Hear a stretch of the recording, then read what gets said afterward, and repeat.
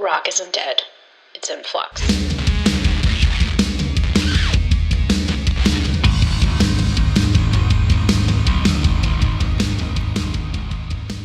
Hi, everyone. I'm Britt with Rock and Flux, and I am joined today with Matt from the band Cigarettes for Breakfast. Matt, thank you for being with me here today. Yeah, thanks for having me. So first things first, can you just, kind of give an introduction to Cigarettes for Breakfast and how it kind of got started and up until where you all are now? Sure. Yeah, so we are very much a shoegaze band. This whole thing kind of started as like a bedroom project for me. Just kind of writing songs and, slowly but surely, people started taking an interest and it kind of picked up to where through the pandemic, we had recorded 2 EPs and like a 2-track single, and we had enough interest to start playing shows and like make it like a real band. Have you always played music, or how long have you been a musician? Is it like always been like a hobby, or? I've been playing like most of my life. I think I got my first guitar when I was like 12, maybe.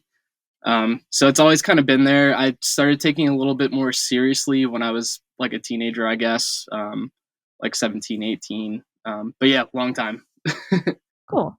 And yes, I mean, I definitely would agree you all are a shoegaze band for sure. And it's like got like a very 90s inspired vibe, I feel. Kind of reminds me of bands like Lush or like My Bloody Valentine. If you had to like say a band that you could compare yourselves to, would those be bands that you would mention, or like what would some other ones be? Yeah, absolutely. Definitely My Bloody Valentine. That's probably the biggest influence for me personally. Slow Dive is definitely up there. Ride, like all those like 90s kind of shoegaze bands, pretty much. And I found you actually because I had a band who's also from Philly, Flat Waves, on. I think it was a couple months ago now. And that's actually how I found out about your band, because you guys kind of have like a similar style. Do you ever play with them at all? Yeah, we just had our tour for our album release, and they played the first 3 shows with us. They're awesome. They're like the coolest people. We were super stoked to play with them. Yeah, that's awesome. I really I like them a lot too. So that's cool. So talking about, your style, and I think it's good to get this like question earlier in the show. So if someone asked you, I'm going to start listening to your music, what song should I start out listening to? What of your songs do you think you would suggest to them? Yeah, I think probably the title track off of our new album, Join the Circus. Okay. Um, I think that's like a nice balance of kind of everything that we're about. Okay. Let's give it a listen.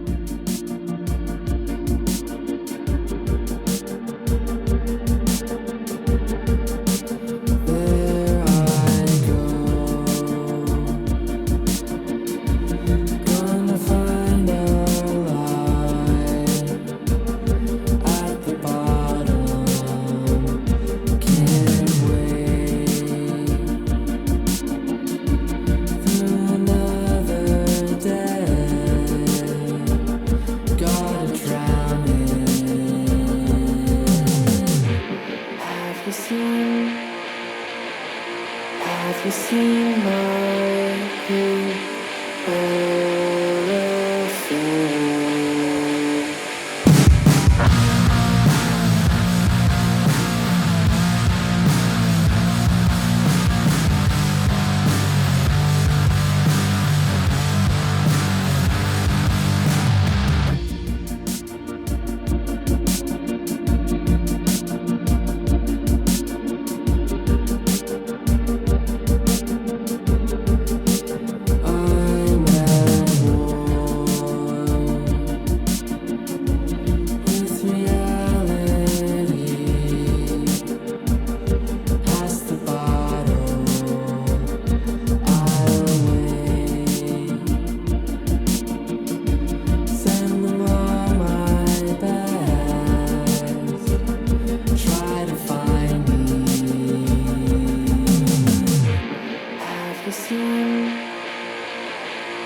Have you seen my pink elephant?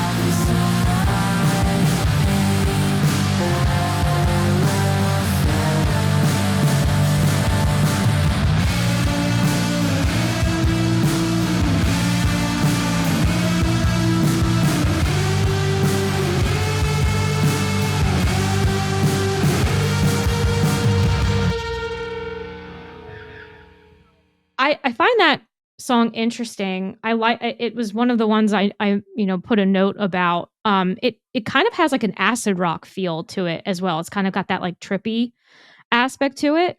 Um so like out of all of your songs, do you feel like that is most representative of kind of where you think your music is heading? Cuz I can definitely hear similarities to your older material, but it's a little less shoegazy, I almost feel. Yeah, it's tough to say. Um, I almost kind of want things to go in a more shoegazy direction, but we're at a point now where like the other bandmates are more involved with writing and stuff, so it's kind of just whatever we end up coming out with. Um, so it's tough to say where it's gonna go really, but like that song is definitely like a more approachable, I think, for like a broader audience kind of song. So I'd like to have some stuff like that for sure, but it's really tough to say where it's going to go moving Well, forward. I mean, and the reality is, we talk about genre, but like, I mean, realistically, as an artist and a musician, like you don't have to be boxed into a particular style.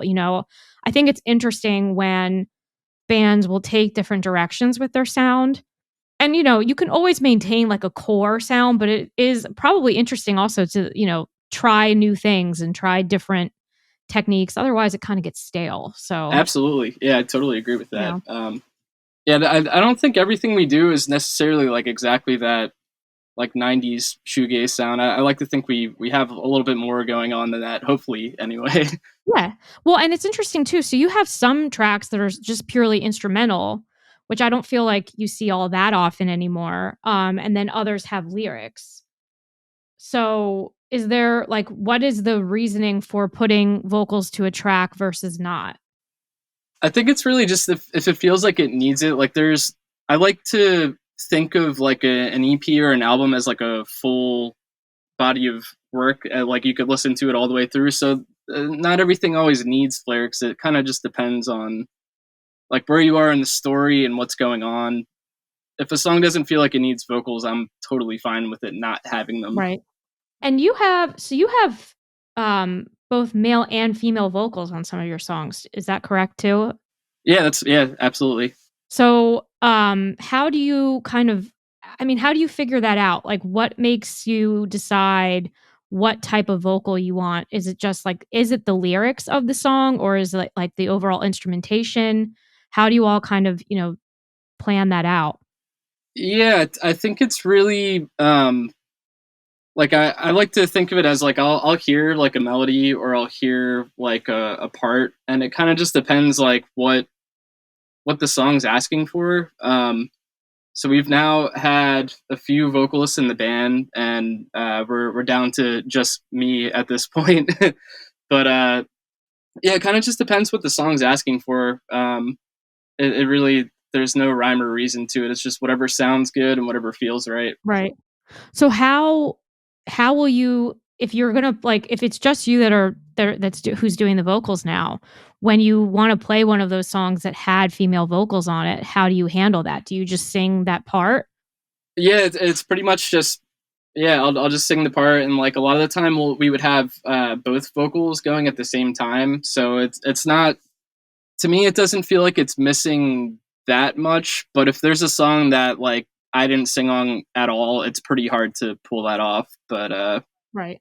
all in all, Yeah, I would I don't think imagine I so. don't think it's missing it too much in my Okay. opinion. Yeah. Um, how did you come up with the name Cigarettes for Breakfast? I was curious about that. Yeah.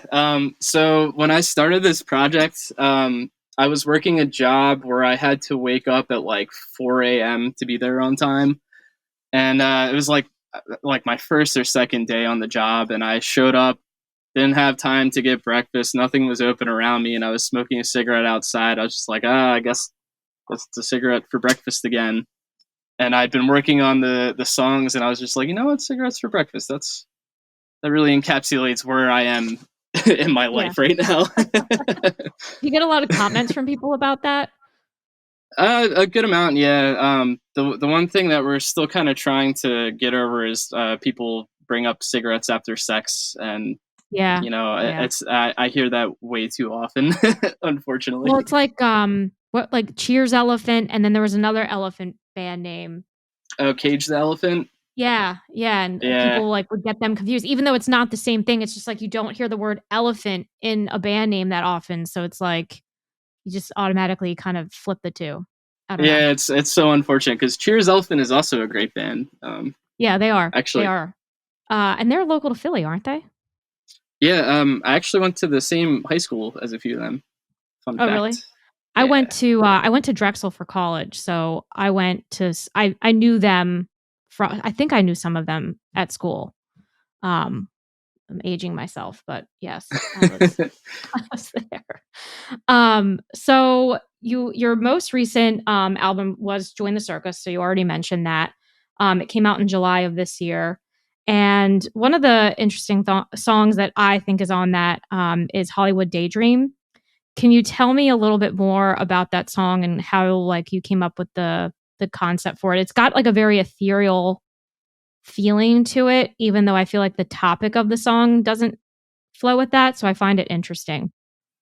Yeah, it's really kind of the goal. Like musically, I was kind of inspired to make something that felt to me kind of like an early slow dive song was kind of the idea. And then as we started thinking about the melody, I came up with the melody that I sing is essentially like um, it's really just about like how as an artist we all kind of want to have that like Hollywood dream, and but nobody wants to admit it. Everyone is too cool for that. Nobody actually wants it, but deep down, like we all really do want that like glamorous fame and recognition.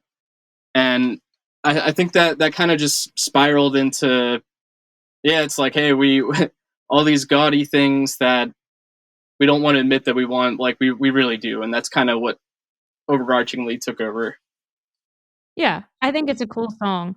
But, it's interesting because it's like everyone says they don't want fame, but at the same time, if you're taking the time to put something out there in the world, of any kind of creative, you know, uh, origination, like, you would, of course, want people to listen to it and to appreciate it, and, obviously, the more people that do, the more popular it becomes, and then all the other things come with it. And it's like, is it really even the fame aspect so much as like the no like the people understanding and hearing it? Like it's the notoriety that comes with it. From I think also just like the creative perspective. Like nobody puts music out there for people to not hear it. Absolutely, yeah. I think really like the recognition is the the part that most people are seeking. It's like, hey, you did this thing, and like I respect it. Is kind of I think what everyone's really Yeah, because it seems like yeah fame kinda sucks, like, the more yeah especially today. I mean, it doesn't necessarily seem like it's all it's cracked up to be. I guess also it depends on the level that you get, but it's like Britney Spears, I mean, the poor thing, good lord, I don't know, like, that's a cautionary yeah. tale, you I'll know? be the first to tell you I don't want to be famous. I just want to Right, be successful and right, like yeah. I don't want everyone to be like, oh, what's he up to? Like right.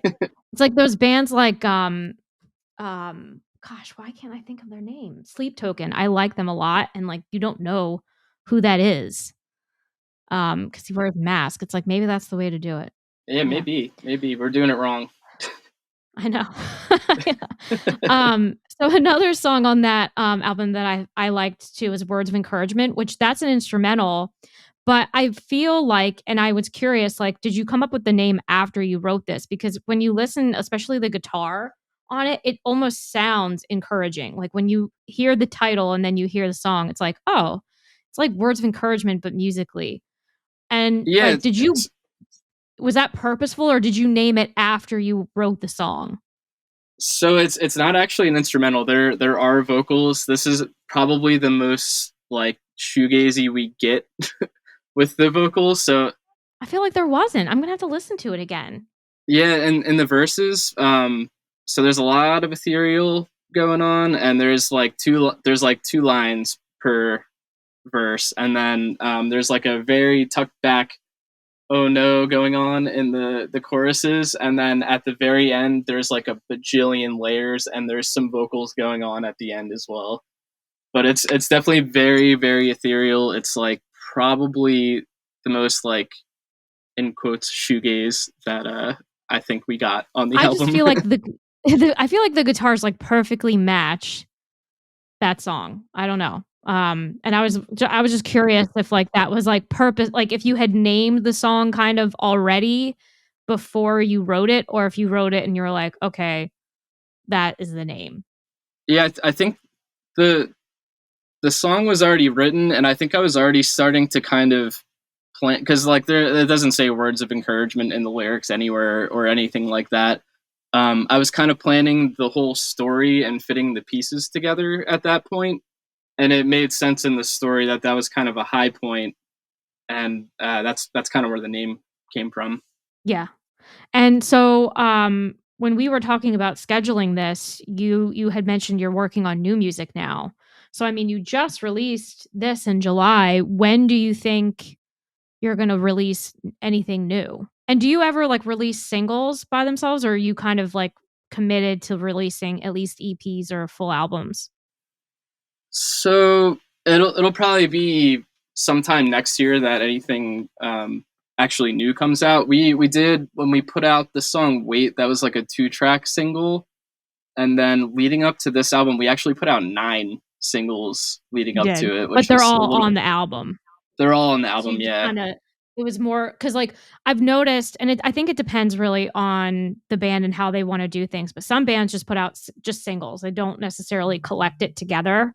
Others will do what you all did, and you put, several things out, and then you finally put it down onto, like, a collection of work.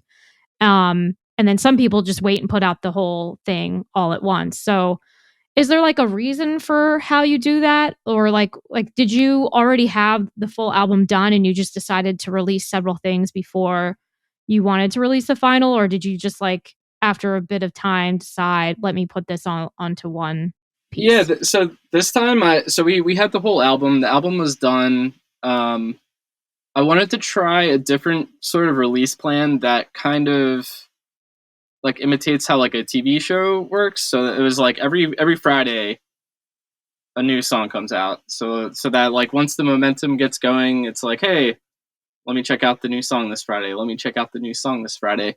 So I don't know that I would ever do it that way again. It was like it worked pretty well, but I think it was like a little too fast. Um, but I think the idea is that every time you put something out, you get like more engagement, more eyes on it, more ears on it. So that was kind of the idea. I think in the future I would probably spread things out a little bit more, and we might put out Always some do, like, singles just by biweekly. themselves. Yeah, Yeah. exactly. Yeah, just a little bit more space. Yeah, I get it. I mean, because it puts the pressure on you too to like, because I try to release episodes weekly, and it is pressurized because it's like, I gotta make sure it's edited, I gotta make sure it's ready to go, and, um, that, it's easier if you, like, have things already ready, but still, it does put some pressure on there. Yeah, absolutely. And keeping up with all the content on top of it, also like having to post on social media, and yeah, just keeping up with everything. It turns into a lot. It does, and, but otherwise, you feel like people might, forget, so and you don't want them to think nothing's going on, so it's a whole It's a whole mix, which I guess we all deal with. But what about touring? Did you? I think you just finished. You just were saying that you did some shows around the album release. Do you have any more shows planned coming up? So we just did a few dates. We went to Baltimore and down to Virginia. The next show we have is in the middle of September. It's September 16th at the Anchor Rock Club in Atlantic City. So that's actually for like a tattoo convention. So that should be pretty fun. And then we're kind of looking towards the winter now, but we don't have anything on the books quite yet.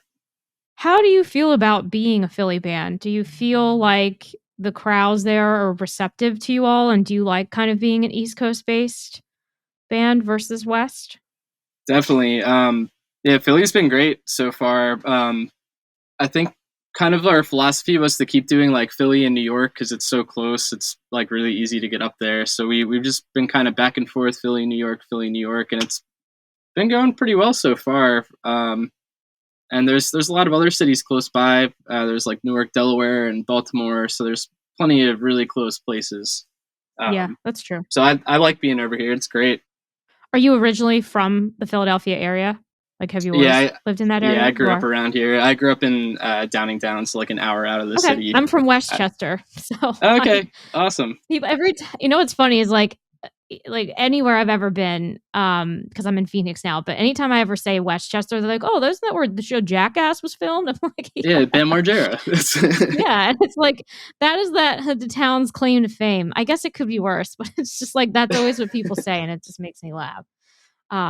Yeah. That's Pennsylvania. At least people know where it is. You know, that's something. That's true. That's very true. So something I always ask everybody who comes on this show, and I want to ask you as well. Like the whole premise of this is rock isn't dead; it's in flux, right? So it depends on how you define rock and roll. I think it's in flux. I don't think it's dead. But I would be curious to know what your thoughts are on that. I definitely don't think it's dead. I think especially with the amount of like electronic music and stuff going on right now, I think people are like kind of hungry for something a little more like real and human.